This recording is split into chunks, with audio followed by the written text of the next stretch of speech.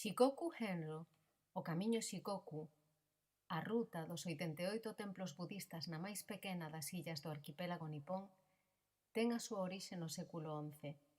Consiste nunha peregrinación circular de 1400 km de longitude nun entorno natural espectacular, moi apreciado por persoas que procuran unha conexión fonda, complexa e sensible coa natureza. Camiño de culto, estudo e introspección, o Shikoku Henro 12 séculos despois mantén a súa esencia para medio millón de persoas que o percorren cada ano. Como na ruta xacobea, no Shikoku Henro pódese percorrer un tramo específico, pero a diferenza doutras vías non ten un comezo nin un final estritos. O habitual é camiñar no sentido das agullas do reloxo, simbolizando as distintas etapas do proceso de meditación que en paralelo ao camiño físico percorre o peregrino. Despertar, disciplina, iluminación e nirvana. O templo Ryozenji tende a considerarse como o templo número 1, sendo o 88 o de Okubo-ji, situado na cidade Sanuki, cuxa contorna está declarada paisaxe sonora de Xapón pola musicalidade única das súas campas. O dispositivo instrumental, 2 pianos, representa precisamente a Galicia e a illa Shikoku en Xapón, despregando a ollada de 3 compositores para reflexionar na dicotomía filosófica que establecen o Camiño de Santiago e a ruta de peregrinación xaponesa. As dúas rutas de peregrinación crúzanse en 2015 a través dunha irmandade chamada a aumentar o entendemento mutuo e os intercambios culturais. Xapón e Galicia, que malia a súa abismal distancia física teñen tantas características comúns na paisaxe, na hospitalidade ou no seu respecto polas tradicións, suman o espírito de concordia das súas rutas nas que o paso dos camiñantes ao longo dos séculos enriquece as súas aldeas.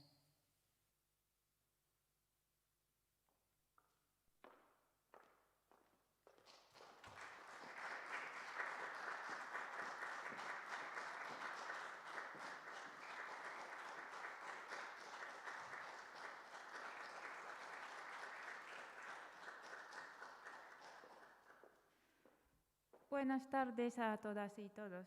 Muchas gracias por venir al concierto.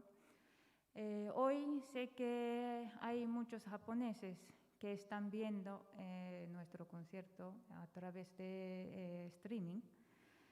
Allí son las 3 de la madrugada, entonces permíteme que les envíe un saludo en japonés. 皆様おはようございます。こんな朝早くから私たちのコンサートを見てくださりありがとうございます。今年はベルティシェ・ソノラアンサンブルの10周年の年で、この、コンサートより今年のプログラムを、始めることになりました。今回は、四国遍路と、サンティアゴ巡礼道の、姉妹協定を記念して、サンティアゴのあるガリシア州出身のダビッドと、四国香川県出身の私と、2台ピアノで、スペインから、2人日本から2人の作曲家を取り上げます。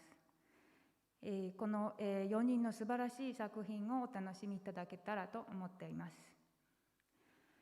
このコロナ禍で、大変難しい時期ですが、たくさんの方の協力をいただいて、今回このようにコンサートができるようになりましたことを心より感謝いたしております。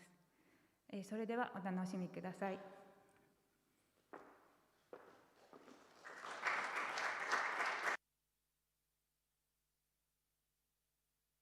Yoru no Kuni, País da Noite.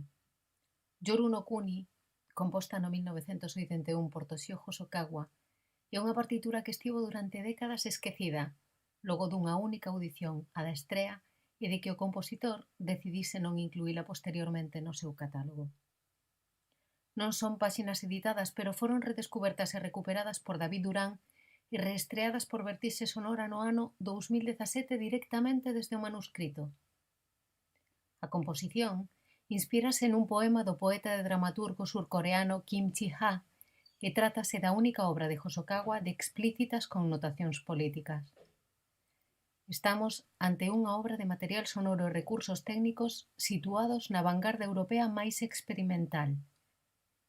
Na temática, apunta claramente ao seu profesor Isan Jung e na factura técnica ao seu amigo e mentor Helmut Lachenmann e a musique concrète instrumental.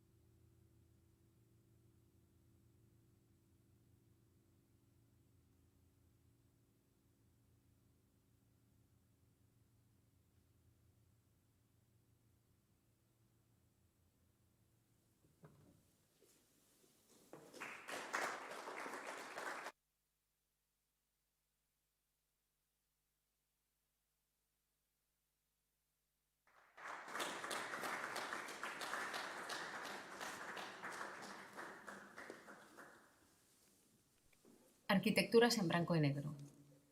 No vasto e recoñecido catálogo de Sánchez Verdú aprecianse como unhas constantes os seus amplísimos intereses culturais, inquedanzas que inclúen o oído literario, unha exquisita interacción co cine, unha aquilatada relación coas artes plásticas e un especial vencello con outras músicas, a medieval, a renacentista e tamén aquelas doutras culturas como precisamente a xaponesa, chegando mesmo a incorporar instrumentos tradicionais nas súas composicións.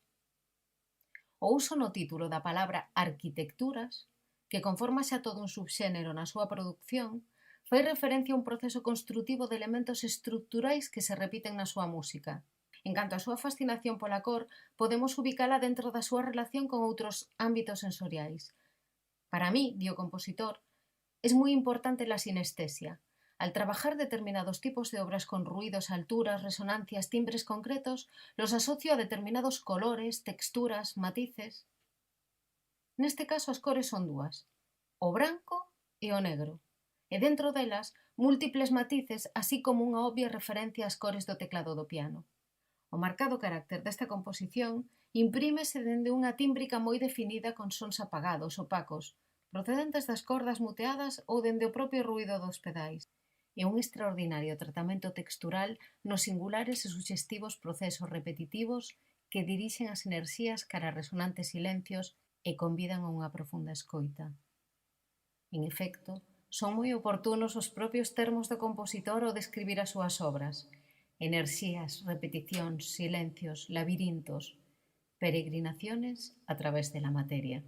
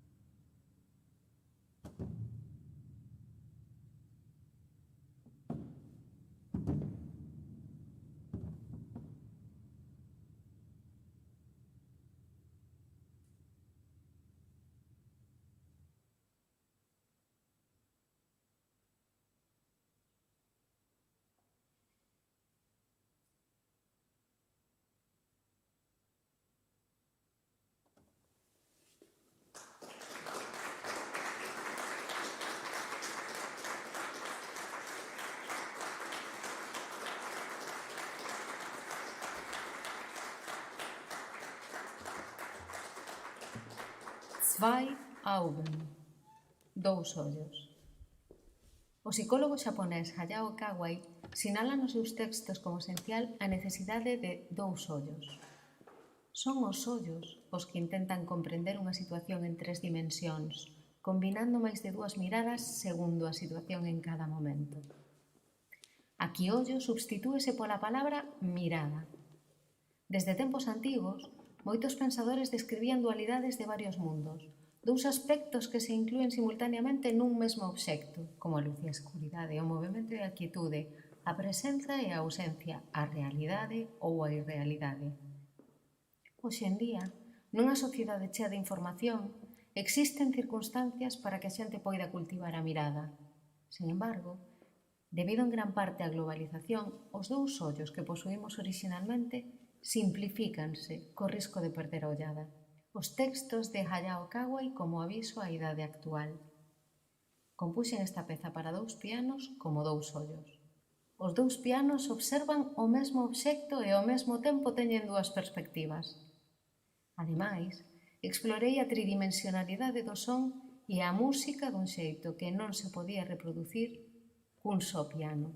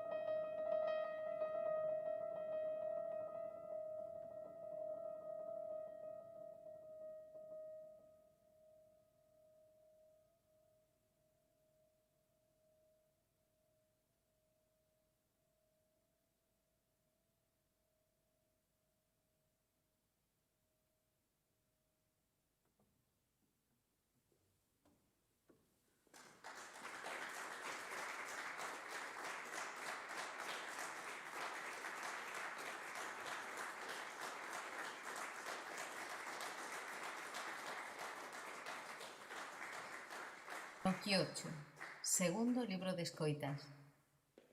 Un no Quiocho é o caderno no que se rexistra a visita dos peregrinos a cada un dos templos que compoñen a ruta de peregrinación xaponesa coñecida como Shikoku Henro, ruta circular na que se percorren 88 templos budistas e que se coñece tamén como Camiño de Santiago xaponés. Esta obra trata de establecer unha reflexión arredor da dicotomía que estas dúas vías de peregrinación exhiben atendendo as diferencias na súa traxectoria, que nun caso é liñal e noutro circular. Así, podemos relacionalas respectivamente con dúas concepcións temporais distintas, unha a liñal propia do pensamento occidental moderno e outra a circular que nos remite ao mundo oriental en xeral e que está intimamente ligada aos ciclos da natureza. Os libros de escoitas son unha serie de pezas que, a través de distintos camiños poéticos, amosan experiencias de escoita diferenciadas dun mesmo instrumento, como se fosen páxinas distintas do mesmo libro sonoro. Neste caso, o orgánico instrumental empregado está conformado por 2 pianos, o que nos permite dobrar espacialmente as posibilidades da fonte de partida.